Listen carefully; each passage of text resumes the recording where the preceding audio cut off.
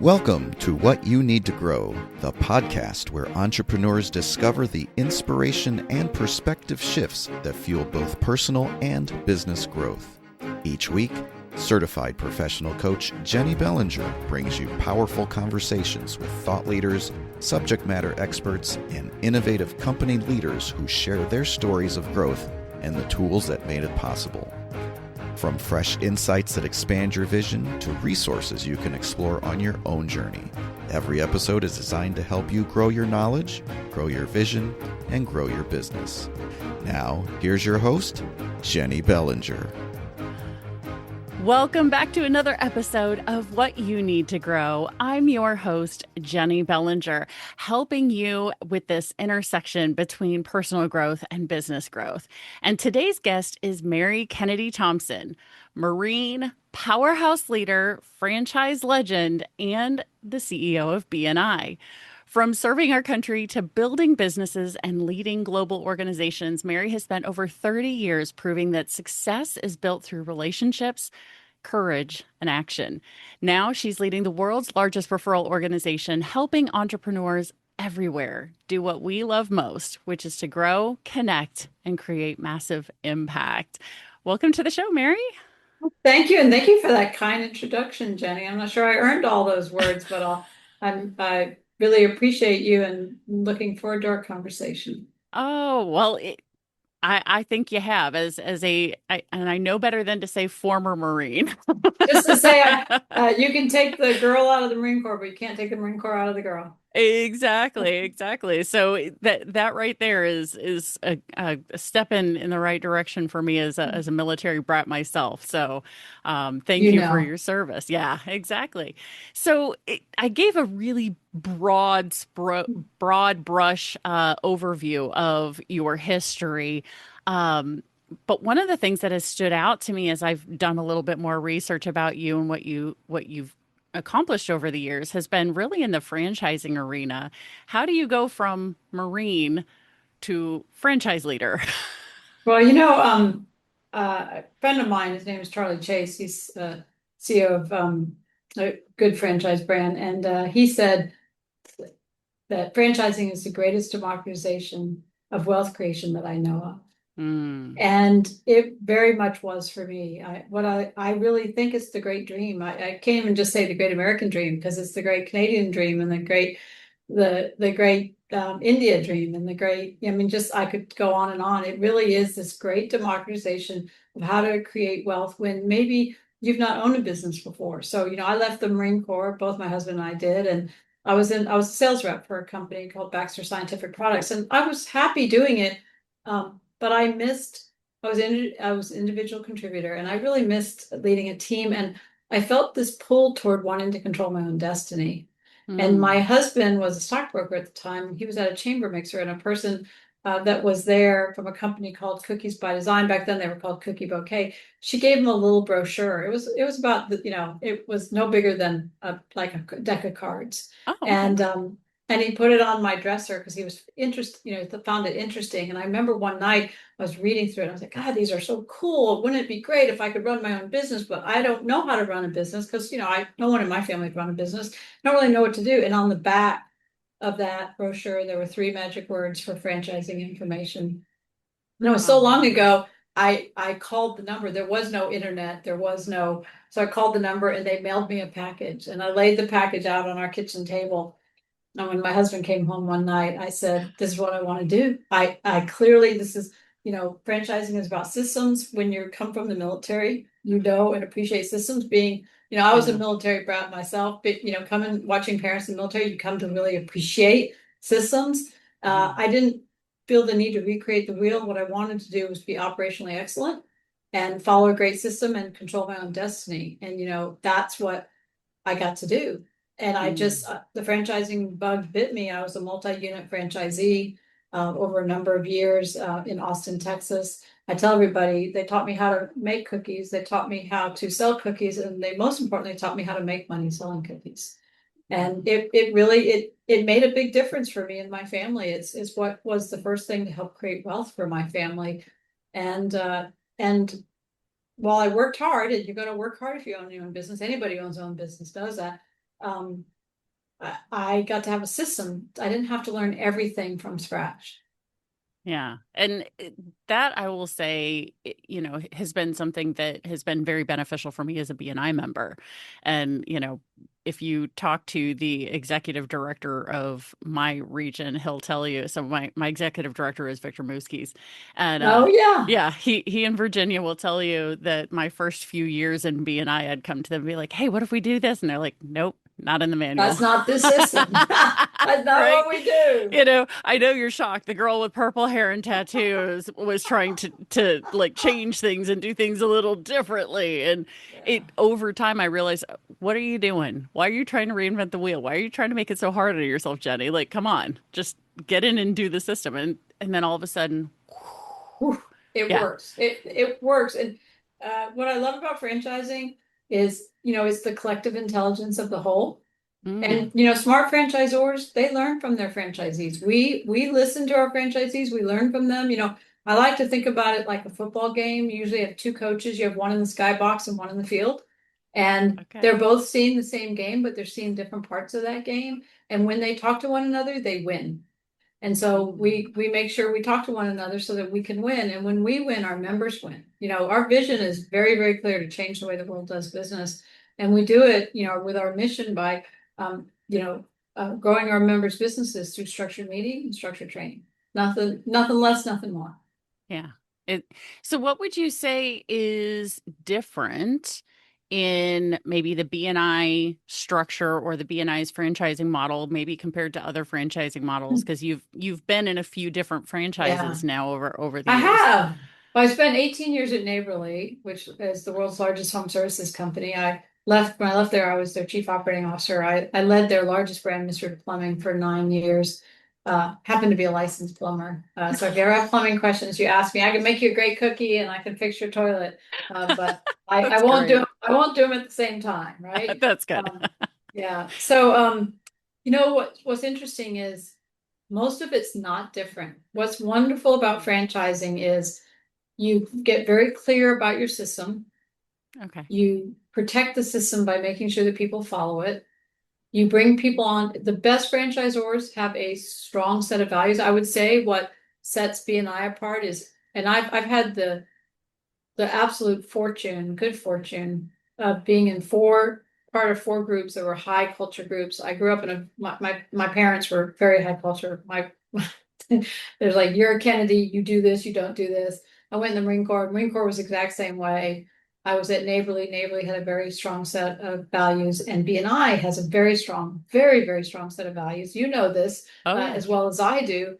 And we, our very first one is the essence of who we are, which is givers gain, because we know that if you give first, it unlocks opportunities, it unlocks business, and most importantly, it unlocks relationships. And Yeah. so, uh, and so what I would say what's different is that it's about the strongest culture and set of values I've seen. And I've seen some very strong ones. And it's all the way through our customers, because our members are our customers. And Mm, so it's a rare brand whose customers live the values as much as the company does, if not more so. mm. Um, but the systems and having support for the systems and making sure that you help take great care of the customer, that is very similar in all the franchising, whether it was plumbing or cookies or networking. Yeah. So with what you just brought on, which is that our customers and BNI are also our members, there's so many different categories. Like, there's got to be more than 200 different categories in BNI because I know there are There's chapters that have. 450 different types. There Can you you go. believe that? Yes and no. Yes, I know there's got to be because there's chapters in India that have like 200. yeah, 200 Yeah, members and there's I went still to open one. categories, right? Yeah. So there's got to be but coming from a chapter that's currently sitting at around 40, 41, 42 members right now, the idea of being 10 times larger is somewhat Yeah. intimidating, Yeah.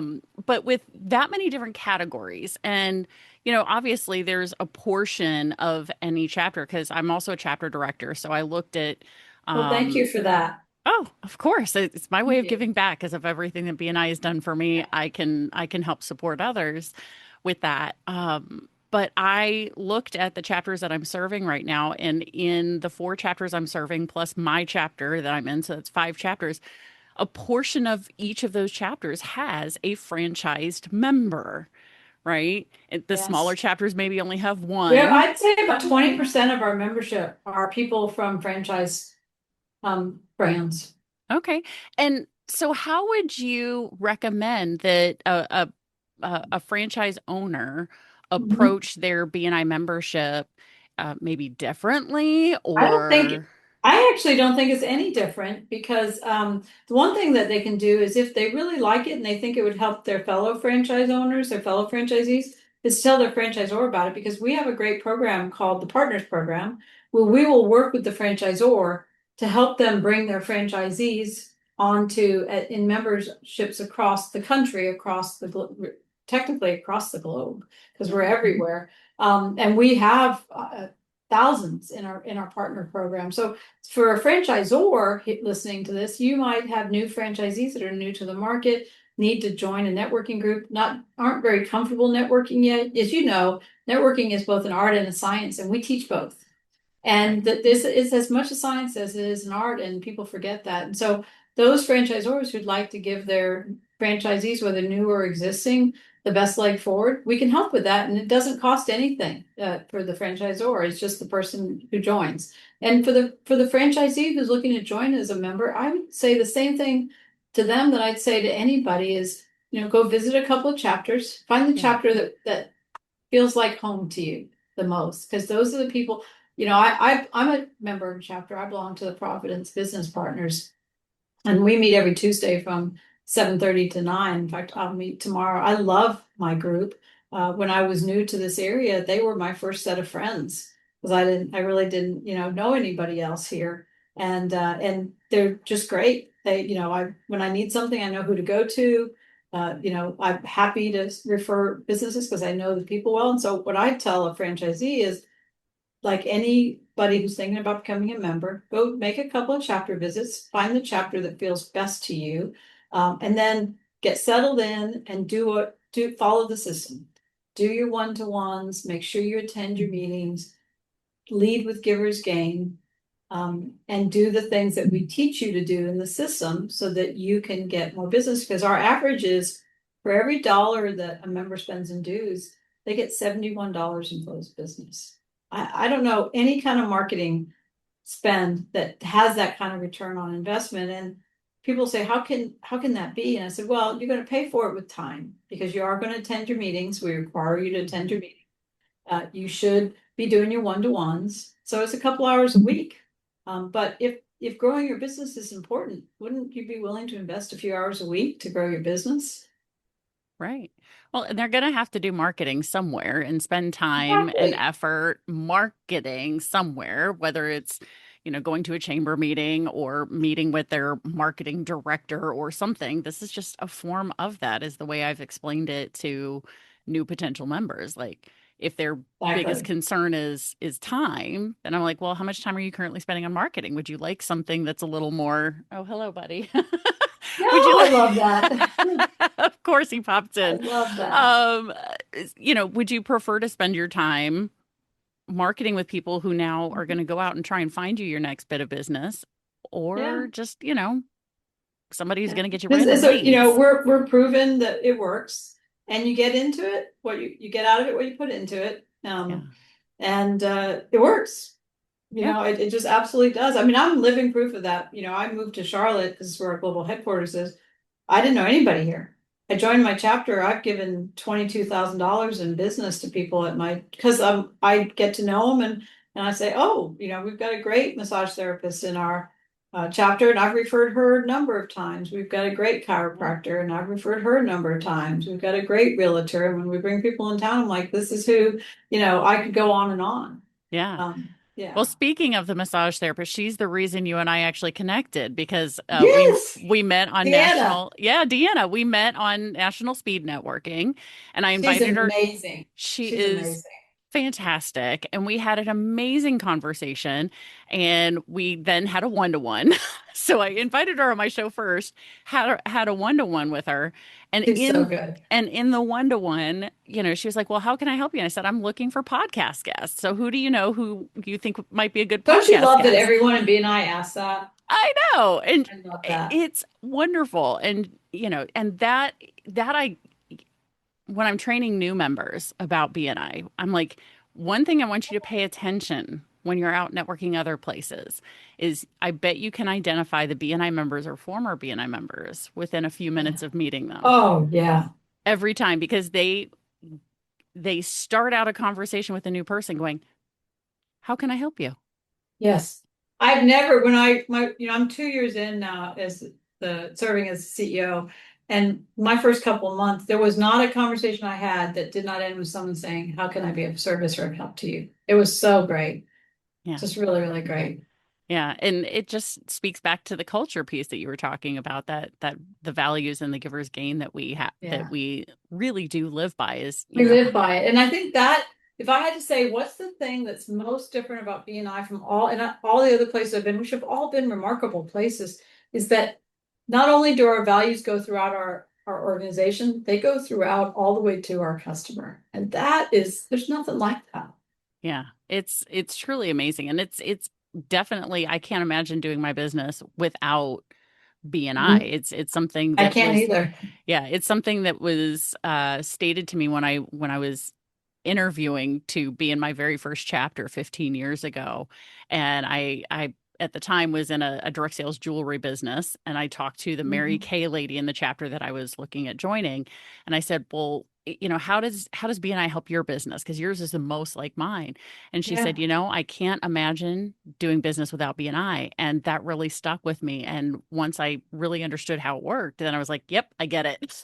I can't Yeah. imagine doing it any other way either.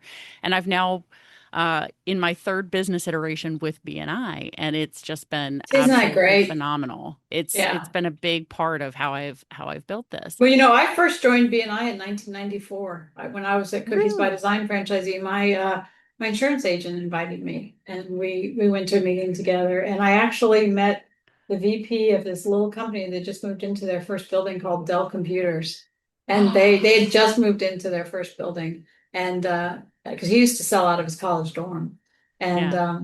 and she said, well, we're going to have all these product launches. We'd like to give your product as gift. And I thought, sure, okay. Well, that was 10% of my business every year. It was huge. It was huge for me. That's Yeah. amazing. That's amazing. So, with all of this, what is it that you would like to leave with somebody who's listening right now and how they can either grow themselves or grow their business through either franchising or something like BNI? What would you like to leave with my Well, listener? Well, I love that question. One of our values at BNI is lifelong learning, and I'm a big fan of being a lifelong learner. And you don't have to go to school to be a lifelong learner. You can read, you can learn from other people, you can ask for mentors, and no mentor is going to walk up to you and say, "I'm going to mentor you." You have to go up to people that impress you and say, "Can you please mentor me? And this is what I'd like to learn from you," and be very specific about it. And so, what I'd say is, the minute that you think you're not growing, you're right. You're not. You think you're done, and literally and figuratively, when you think you're done, you're done.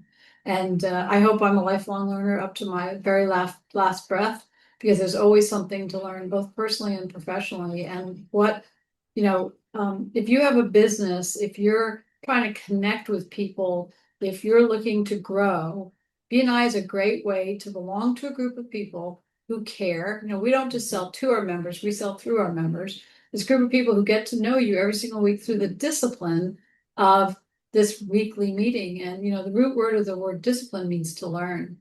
And I think the discipline of that meeting, we learn one another. We learn what one another. I could tell you every member in my chapter what they do and why they'd be great at taking care of somebody. And I know and trust them. And so if you want to do that, do that. And if you're we had somebody who was like 18 years old that was just starting college. He's like, "Can I come and attend a couple of these meetings? I'd like to learn." Come see us and learn, because that is growth is where happiness is. And if I were ever writing a book, my first sentence would be comfort is the enemy of growth. So don't allow yourself to get too comfortable, because if in your comfort, you'll wake up one day and be very uncomfortable. So always, always allow yourself to be a little uncomfortable and put yourself in places that help you grow. I love that. What a great way to wrap this up. And speaking of connection, if somebody wants to connect with you, we're going to drop your LinkedIn profile, yes, please do, in the description below or to the side or wherever, depending on where you guys are watching or listening to this. Check the show notes or the episode notes or the video description, and you will see Mary Thompson's LinkedIn profile where you can follow her and see what is going on in the franchising and BNI world and connect with her. And of course, if you learned something from today, please reach out to her and let her know that you heard her on the show, because I always love to make sure that the guests here feel like they did something for somebody through their time spent with me. So, Mary, thank you so much for your time. Well, Jennie, you lived up to your podcast name in the best way possible. So thank you. Thank you so much. And of course, what you need to grow, listener, you know that you need to stay tuned and follow the show, because you never know what you're going to need to grow. Thank you for listening to What You Need to Grow. Be sure to follow the show on your favorite podcast platform or subscribe to the YouTube channel so you don't miss a single episode. Want updates straight to your inbox? Sign up at whatyouneedtogrow.com and you'll get notified each time a new episode goes live. Here's to your growth. This has been What You Need to Grow with Jennie Bellinger.